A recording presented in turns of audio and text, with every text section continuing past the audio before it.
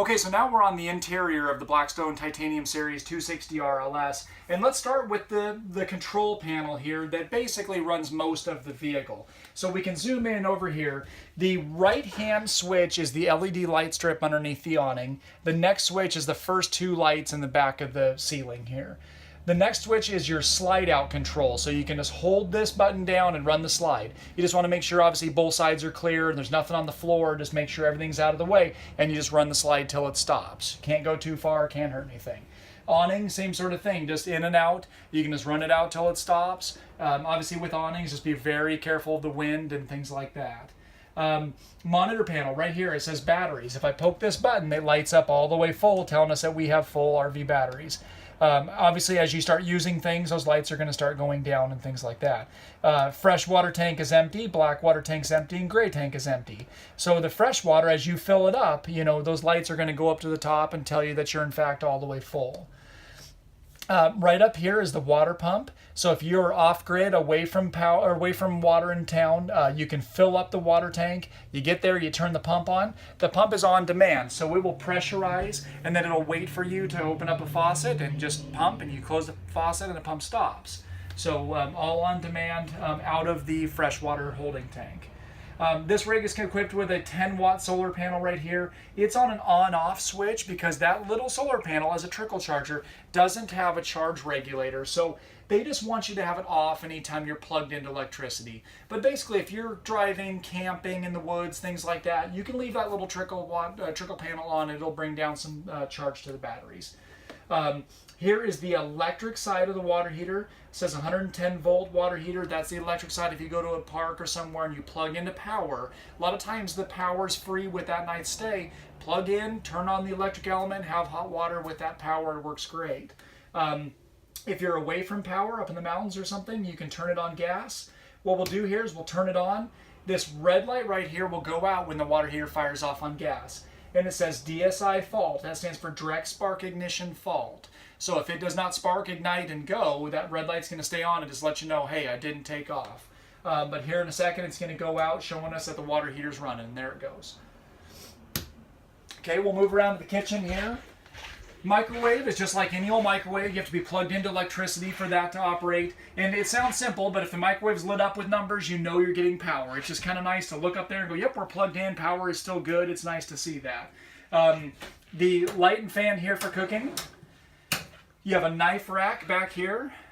The glass top is just for storage and countertop use. You know, you don't want to cook on that, so we'll just fold this out of the way. You have a piezo sparker up top here that will light the top three burners, so left, center, and right. Let's light that left one. Just turn it on and just click away, and there it goes. Now, if it doesn't light on the first click, just keep going, and it will light. So the sparker does the top three. Now, the oven, you have to light it with a long neck lighter, and we have a video on that. Just turn this thing to pilot, hold the knob in, depress that knob all the way on pilot, and then you're going to light it down underneath the middle of the shelf down there. You'll have a little two-prong pilot assembly. Just hold the flame right there, light the pilot, let it heat up a little bit, turn it up to 350, and the whole burner will come on, and you're cooking. These are equipped with the MaxxAir Deluxe vent fans, so you have a nice handy remote control here. You can just hit power and the fan will turn on. And then everything's right here on this nice display screen.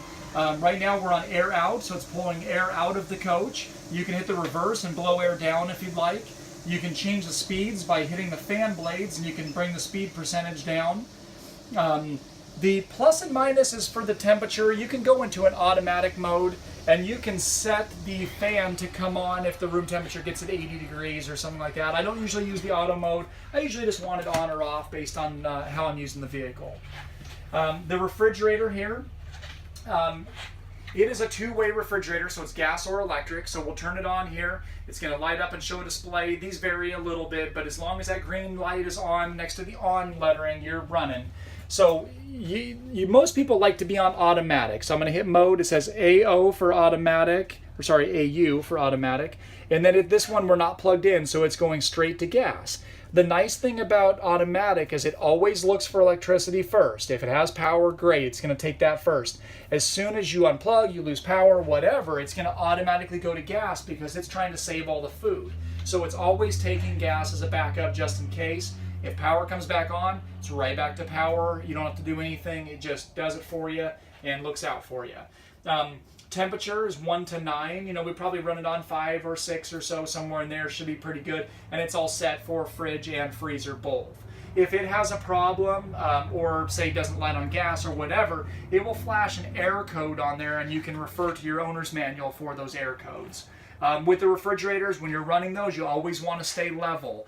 Now, traveling is totally fine, you know, as you're moving and things like that. But if you stop for any period of time, you want to be as level as you can, because the coolant is moving through coils in the back of that. And if you're unlevel and you pool all that coolant up, it can't flow and doesn't operate, and it can shut down or worse. So just try and stay as level as you can. If you need to park somewhere at a restaurant for an extended period of time, just turn it off, do your thing, come back, turn it on, and continue to travel.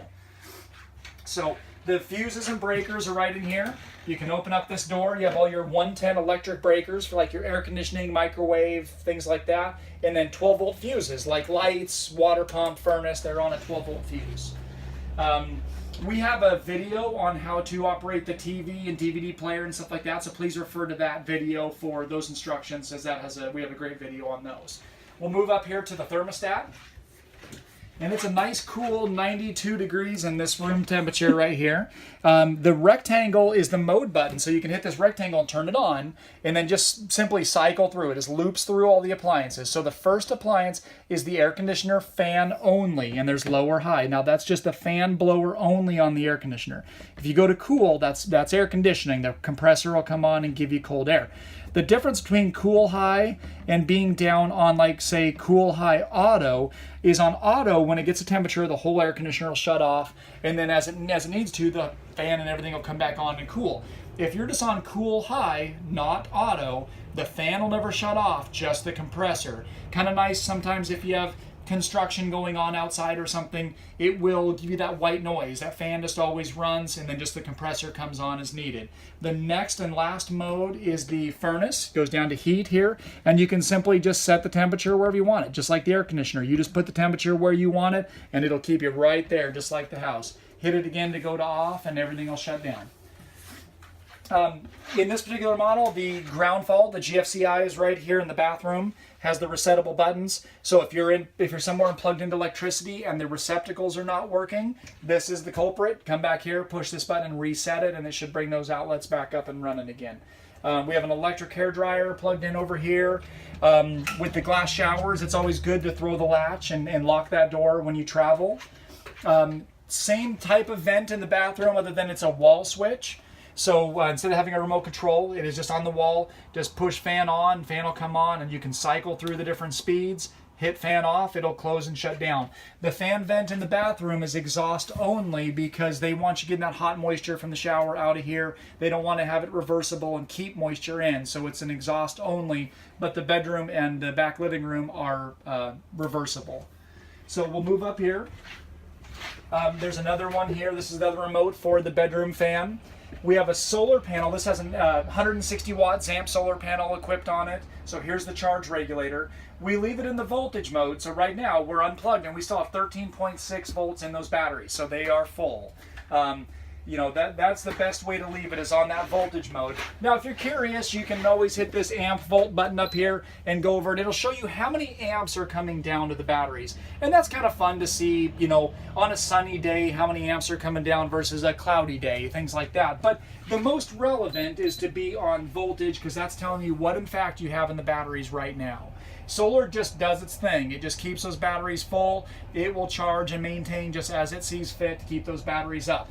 I always kind of tell people, don't worry too much about these battery conditioned lights, you know, on these new trailers and things. It's not, you know, don't worry about that. It's just doing its thing. Voltage is the most relevant to you, as that's what you need to, say, get you through a night if you're running lights and heat and things like that when you're off grid. This titanium edition has a bedroom TV, which is also 12 volt. The DVD player's in the right-hand side, and nice remote control, and everything's good there. Just make sure you rubber bungee that for travel. Definitely pull that bungee around and lock that TV for travel. The bedroom slide out, the control is right here on the wall, and it's again just simply hold it in, hold it out, you know, run that till it stops. So it's located right here. And on this titanium edition, you can run all those slides with remote control, but it's always good to check both sides before you just grab that remote control and run it. So you never want to just get out of your rig and hit the button and start running slides. Always good to come in here and make sure that your gear didn't shift around and things like that. Just make sure things stay where you want them, and then you can go ahead and run them. And that remote's sure handy to be outside and watch that tree or whatever's in the way. So that concludes the interior walkthrough of the 260 RLS.